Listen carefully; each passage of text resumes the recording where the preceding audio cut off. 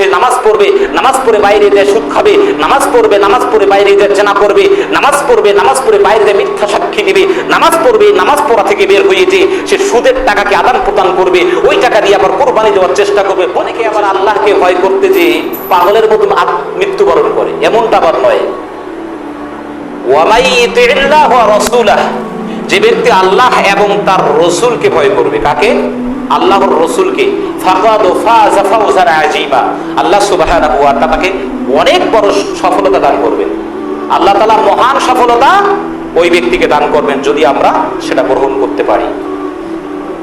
আর যদি আমরা এমনটা না পারি, তাহলে মনে রাখতে হবে যে আমরা কখনো কি সফলতা অর্জন করতে পারবো না।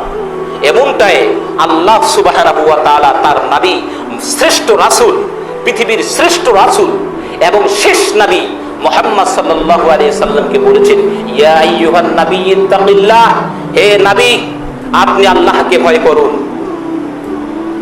ইয়া আইয়ুহান নবী ইত্তাকিল্লাহ ওয়া লা তুতি'ল কাফিরিন ওয়াল মুনাফিকিন।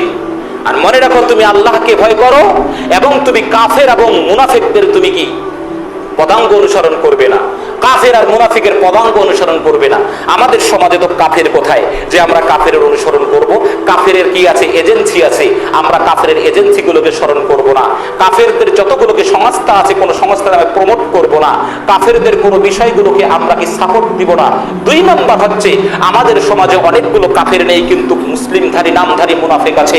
দেখবেন তার টুপি আছে, দেখবেন তার আলখাল্লা আছে, দেখবেন তার টুপি আছে, তার দাড়ি আছে, কর্তা আছে, সবই তার ভালো, তার বেশভূষা ভালো, কিন্তু সে হচ্ছে কি মুনাফিক। সে নামাজও পড়ে, সে যাকাতও দেয়, সে কি হজও করে, সে সব করে, অথচ সে কি তলে তলে কি করে? ইহুদিদের এজেন্টটা হয়ে বসে আছে। সে কি ভারতের রর এজেন্ট হয়ে বসে আছে। সে আপনার ভালো আলেমদেরকে, ভালো ব্যক্তিদেরকে ভুলভাল তথ্য দিয়ে সে কি গ্রেফতার করার কি চেষ্টা করবে। এরকম কিছু মুনাফিক আছে। তো মনে রাখা নবী, এই মুনাফিকদের থেকেও তুমি এই মুনাফিকদের কখনো পদাঙ্গ অনুসরণ করবে না। এই মুনাফিকদের চিহ্নিত করে রাখবে যে এই মুনাফিকরা এমন মুনাফিক যে এরা তো রাসূল সাল্লাল্লাহু আলাইহি ওয়াসাল্লামের জামানায় তো কিছু মুনাফিক ছিল যে তারা বাহ্যিক কি অন্যজনকে রাসূলকে ধোঁকা দেওয়ার জন্য রাসূলের সামনে মুনাফিকি করেছে।